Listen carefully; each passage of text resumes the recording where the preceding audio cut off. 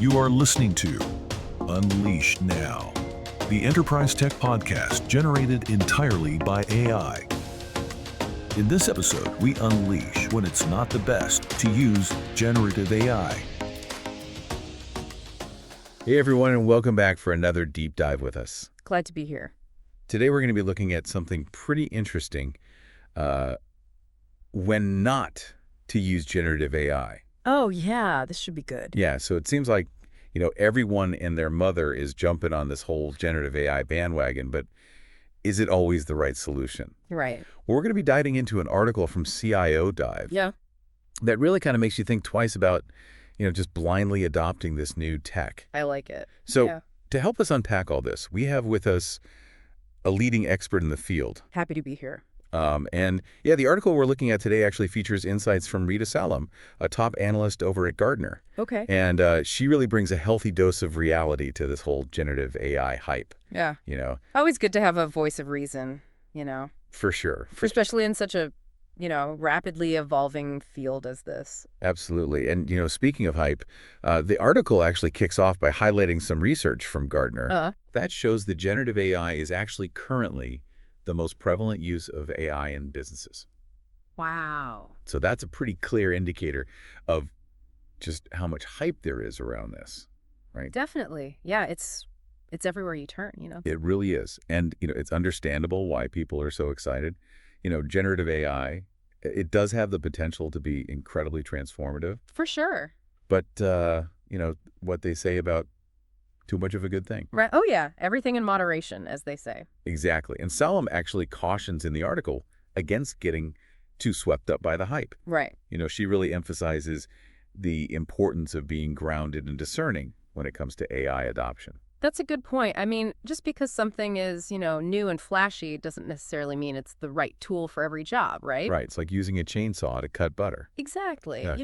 You might get the job done eventually, but it's probably not the most efficient or effective way to go about it. Exactly. And that brings us to the big question then.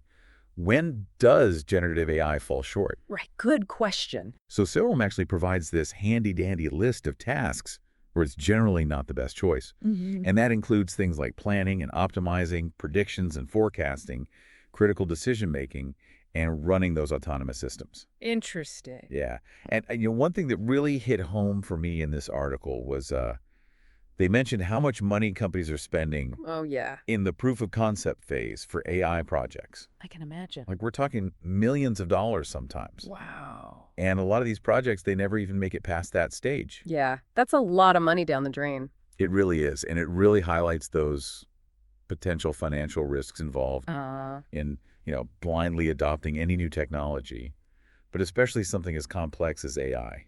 I mean, it really makes you think twice before just diving headfirst into something like that, doesn't it? It does. And, as a business or even as an individual, you really need to consider, what's the potential return on investment here? Yeah, for sure. Because if a project fails, that's not just a financial loss, but it's also a huge amount of time and resources wasted. Absolutely. All those person hours, all that effort wasted. So if all these projects are failing, what's going wrong. Right. What is the deal? Why aren't they succeeding? Well, the article goes on to explain that there are 3 major weaknesses Okay. of generative AI that can lead to these challenges. So lack of reliability, Okay. hallucinations, Hallucinations. What do you mean by that? meaning that the AI literally makes things up, Oh, wow. That's not good. and limited reasoning capabilities. I see. So it's not quite as smart as we might think it is. Right? And those hallucinations are particularly concerning, right? Because can you imagine you're relying on this AI for, say, some marketing data analysis, Right. and then it turns out it's been fabricating statistics? Oh, that would be a disaster. Yeah, that could lead to some pretty disastrous decisions. And some very angry stakeholders. For sure. For sure. And the article gives this really interesting example about this. Oh, yeah. What's that? So large language models, which, are the foundation for a lot of these generative AI systems. Right. They often struggle with precise calculations. Oh, so they're not good with numbers then. So you wouldn't want to use them for things like allocating your marketing budget Okay. or figuring out the most efficient delivery route for a fleet of trucks or something. Yeah, it makes sense, I guess, when you put it like that. Yeah. So if generative AI isn't always the answer, then what are the alternatives? Right. What else is out there? Well, the article brings up this idea of composite AI, Mm. which sounds kind of cool. Composite AI. I'm intrigued. Tell me more. Yeah, so basically it's about combining different AI techniques Okay. to create a more customized solution. So like a mix and match approach. Exactly. And it acknowledges that not all AI models are created equal, Right. and that some are better suited for certain tasks than others.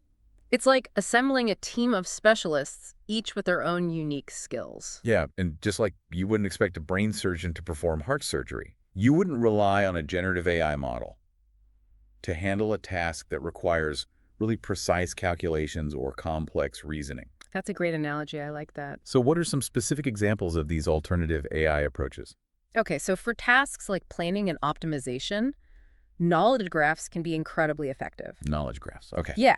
So these allow you to represent information in a way that's really easy for AI systems to understand and to make those logical connections. So instead of just throwing a bunch of data at a generative AI model and hoping for the best, you're actually structuring that data in a way that makes it more meaningful and actionable. So it's like giving the AI a roadmap instead of just a compass. Exactly. And then for autonomous systems like self-driving vehicles, reinforcement learning is often a more appropriate approach. Reinforcement learning, so is that like the whole reward and punishment thing? Exactly. You train the AI by rewarding good behavior and penalizing mistakes. Okay, so that's pretty cool, but here's where things get really interesting. Okay, I'm listening. The article cites a survey from Capgemini that found that only 6% of organizations are holding back on generative AI investments. Wow. So 94% are jumping on the bandwagon. Which is kind of crazy when you think about it. Yeah. I mean, especially considering all the potential risks we just talked about. Right. It seems like a lot of businesses are feeling this pressure to adopt this tech. Yeah, they don't want to be left behind. Even if it might not be the best fit for their needs. Yeah. FOMO is a powerful force. It really is. And Rita Sallam, she really doesn't mince words about this. What does she say? She warns that the hype is dangerous. Strong words. And that organizations that focus solely on generative AI can risk failure in their AI projects and miss out on many important opportunities. That's a pretty stark warning from someone who really knows what they're talking about. It is, and it really underscores the need, I think, for a more thoughtful and strategic approach to AI adoption. Yeah, I mean, it's not about following the crowd or chasing the latest trends. It's about making informed decisions based on a real understanding of the technology, its limitations, For sure. and what your business actually needs. And that brings us to another really interesting trend that's emerging in the AI space. Oh, and what's that? The shift from copilots to agents. Copilots to agents. Okay, what's the difference? So we're seeing a lot of vendors like Slack, SAP, Salesforce, even Microsoft. Wow, the big players. Yeah, they're pushing AI agents with these autonomous capabilities. So these agents are basically making decisions on their own. Yeah, they're designed to be much more independent. So it's like moving from assisted driving to a fully self-driving car. Exactly. But are we really ready for that level of AI autonomy in the business world, though? That's a really good question. Well, Salmon points out that it's still very early days for this tech. And she urges caution, especially when it comes to how these autonomous agents fit into existing governance and risk management frameworks. Right. So if an AI is making decisions that could potentially impact your entire business, you need to make sure that those decisions align with, your company's values. And comply with all the regulations and everything. Exactly. It's not just about the technology itself. Right. It's about the ethical For sure. and the legal implications as well. And that raises some really interesting questions for, our listeners. Definitely get those thinking caps on. How comfortable are you with this idea of AI agents making decisions that could potentially affect your work or even your personal life? Yeah. Where do you draw the line? Right. Where's that line between human oversight and AI autonomy? It's something we all need to be thinking about. Because AI technology, it's evolving at such a rapid pace.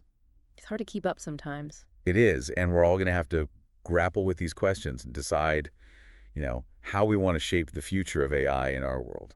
For sure, it's an exciting time to be alive. It really is. But also a little bit daunting. Yeah, I mean, we're on the cusp of something truly revolutionary.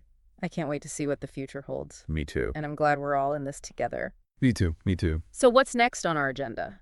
Well, let's take a closer look at some of those alternative AI approaches you mentioned. Oh, yeah, knowledge graphs and reinforcement learning. Exactly. because I think those are really fascinating, and they offer some really promising solutions. Absolutely. And I'm sure our listeners are eager to hear more. I think so too. Yeah. So let's dive in and explore those a bit further. Let's do it. Yeah, it really is a fascinating dilemma, isn't it? This balance between all the potential of AI and the need to, really think carefully about all the implications.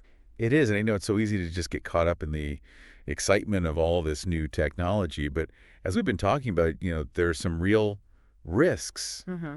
associated with blindly adopting generative AI for every single task. Yeah, it's like you wouldn't use a hammer to tighten a screw, would you? Okay, I like that. I mean, sure, you might eventually get it done, Yeah, but it's not the right tool for the job, right. and you're probably just going to end up, causing damage. Exactly. So for our listeners out there who maybe are feeling a little overwhelmed by all this talk of AI, what's the key takeaway here? What should they be focusing on? I think the most important thing is to approach AI adoption with a critical eye.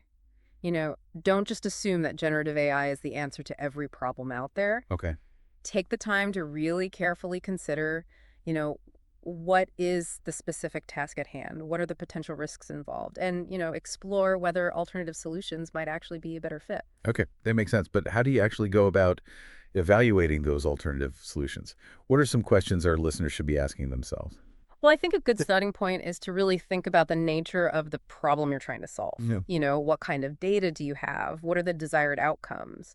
Once you have a clear understanding of that, then you can start to research different AI techniques and assess, their strengths and weaknesses in relation to your specific needs. So it's really about understanding, the tools in your toolbox and knowing which one to use for which job. Exactly. And just like you wouldn't hire a plumber to fix your electrical wiring, you wouldn't choose a generative AI model to handle a task that requires, precise calculations or an in-depth analysis of really complex relationships. You've mentioned a couple of those alternative approaches like knowledge graphs and reinforcement learning. Yeah, Could you maybe elaborate on those a little bit more? I think some of our listeners might not be familiar with those terms. absolutely. So let's start with knowledge graphs. Think of a knowledge graph kind of like a giant interconnected web of information.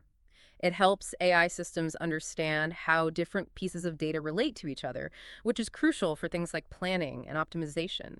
Instead of just throwing a bunch of data at a generative AI model and hoping for the best, you're actually structuring that data in a way that allows the AI to make more meaningful connections and to draw those logical inferences. So it's like giving the AI a roadmap instead of just a compass. That's a great way to put it. And then there's reinforcement learning. You've probably encountered reinforcement learning in action without even realizing it. Think about, those personalized recommendations you get on streaming services or online shopping platforms. Oh, yeah. Those are often powered by reinforcement learning algorithms that learn from your past behavior to predict what you might be interested in. Interesting. So how does that apply to those more complex tasks, like the ones involved in autonomous systems?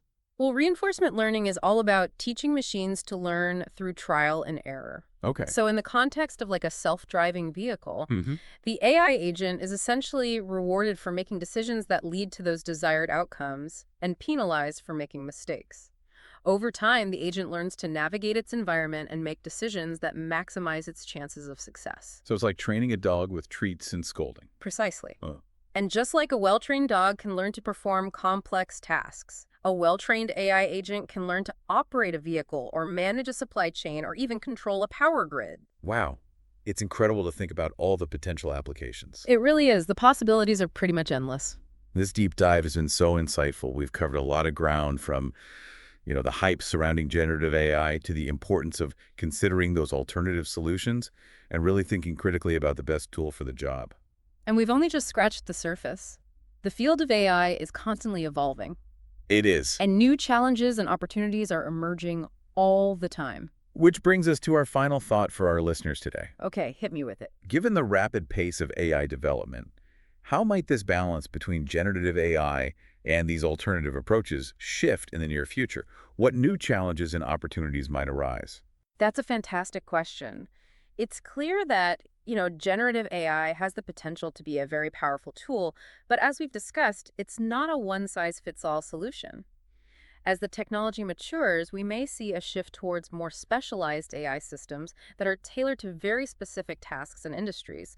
For example, we might see generative AI models that are designed specifically for medical diagnosis, legal research, or financial forecasting. So instead of trying to create one AI model that can do everything, we might see a more diverse ecosystem of AI tools, each with its own, strengths and areas of expertise. Exactly. And with the rise of AI agents and autonomous systems, the need for robust governance and risk management frameworks is only going to become more critical. We'll need to develop very clear guidelines for how these systems should be designed, deployed, and monitored to ensure that they're used responsibly and for the benefit of humanity.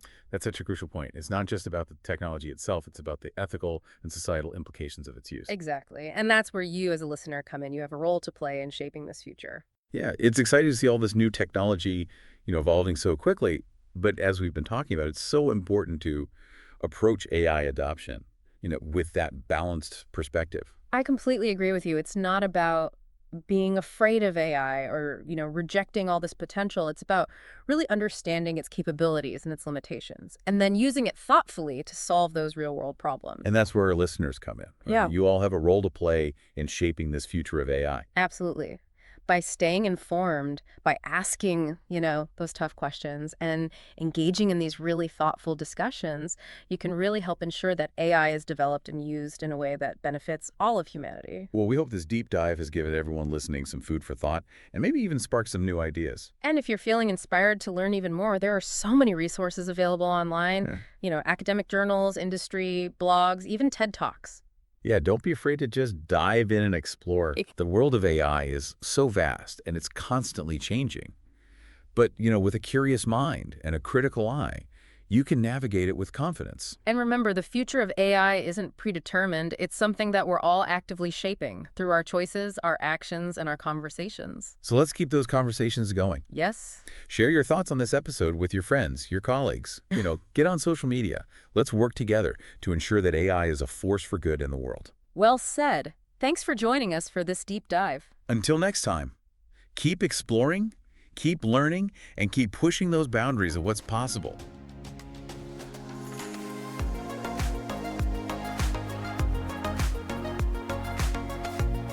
Thank you for listening. If you like this episode, please share and follow us on social media. Find us on Apple Podcasts, Spotify, and YouTube to be the first to listen to our next episode.